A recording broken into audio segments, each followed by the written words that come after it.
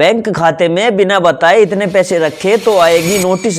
दोस्तों एक बात बताओ, अगर मैं कहूं कि आपके बैंक खाते में जितने पैसे पड़े हैं वो आपके नहीं है बल्कि सरकार की नज़र में जांच के लिए रखे हुए पैसे हैं, तो शायद आप चौंक जाओगे, क्योंकि हकीकत यही है। अगर आपके बैंक खाते में एक तय लिमिट से ज़्यादा कैश ट्रांसफर, सेविंग या बैलेंस दिखाई दे जाता है और आपने उसकी जानकारी नहीं दी तो सीधे IT डिपार्टमेंट की नोटिस आ सकती है।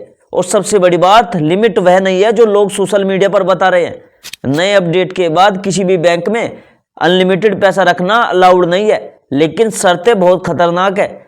आज की वीडियो में मैं आपको आसान भाषा में बताने वाला हूं कि बैंक खाते में कितने पैसे तक सेफ है, किस अमाउंट पर नोटिस 100% आ सकता है, बिना बताए कितना बैलेंस रखना खतरनाक है, IT डिपार्टमेंट कौन कौन से खाते ट्रैक करता है, सालाना कौन सी 10 रिपोर्ट सरकार को बैंक भेजते हैं, किस किस ट्रांजैक्शन पर तुरंत अलर्ट आ जाता है, सेफ लिमिट क्या है, कितने पैसे खाते में जमा रखे, नोटिस आए तो क्या करना है, और नई अपडेट के बाद अगर आप ये गलती करते हो तो कितना फाइन लग सकता है। वीडियो आखिर तक जरूर देखना, क्योंकि यही वो जानकारी है जो 90% लोग नहीं जान पाते और अनजाने में फिर खतरे में पड़ जाते हैं।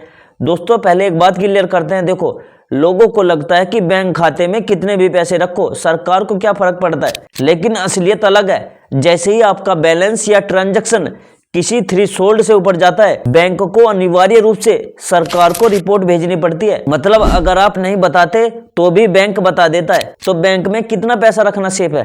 दोस्तों पहले लोग कहते थे कि खाते में 10 लाख से ज्यादा रखोगे तो नोटिस आ जाएगी। सोशल मीडिया वाले कहते हैं 1 लाख से ऊपर खतरनाक है, कोई 5 लाख बता देता है, लेकिन सच्चाई बिल्कुल अलग है। खाते में कितना भी पैसा रखो कानूनन अलाउड है, हाँ, लेकिन समस्या वहां नहीं आती।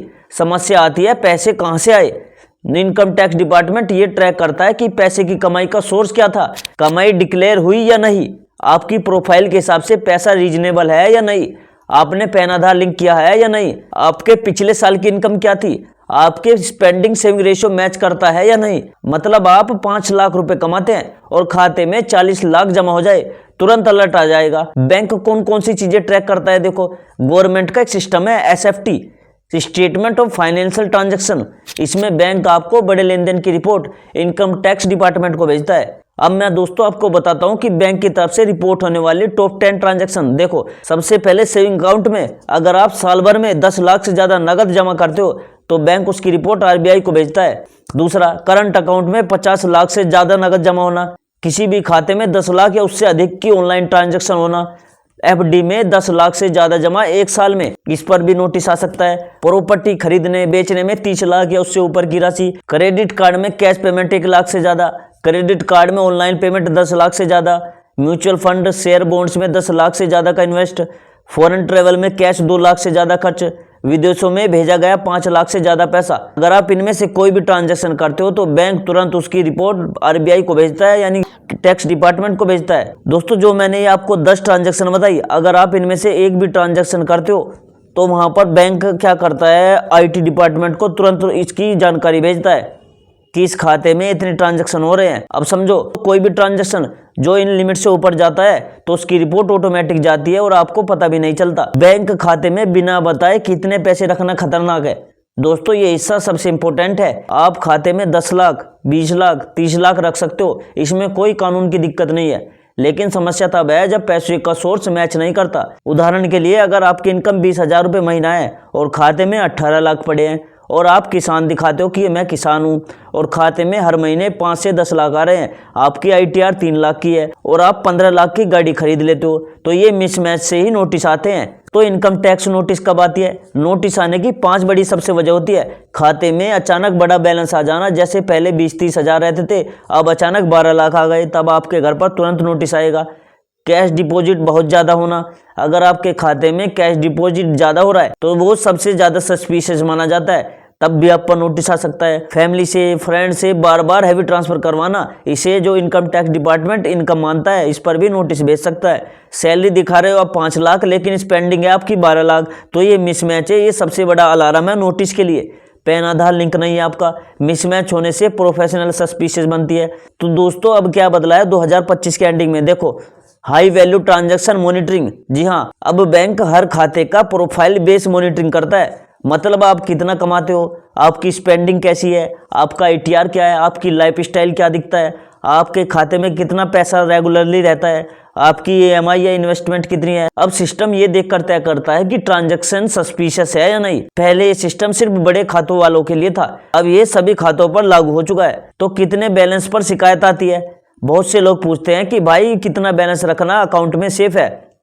सीधी सी बात है, देखो अगर आपकी ITR 6 लाख रुपए है तो खाते में 3-4 रखना बिल्कुल नॉर्मल है। लेकिन अगर आपका बैलेंस 20 से 25 लाख है और आप दिखा रहे हो कि सालाना कमाई 6 लाख है तो सवाल उठेगा ही उठेगा।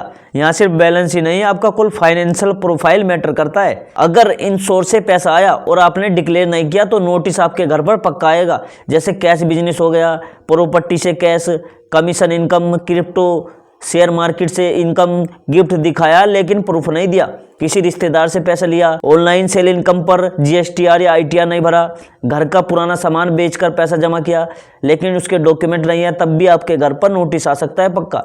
अगर दोस्तों आप चाहते हैं कि आपके घर पर इनकम टैक्स का नोटिस कभी ना आए, आपका पैसा सेव रहे, तो मेरी कुछ बातों का ध्यान रखो। सबसे पहले कैश डिपॉजिट हमेशा कम रखो। बिजनेस नहीं है तो साल भर में 2 से 3 लाख से ज्यादा कैश डिपॉजिट अवॉइड करो।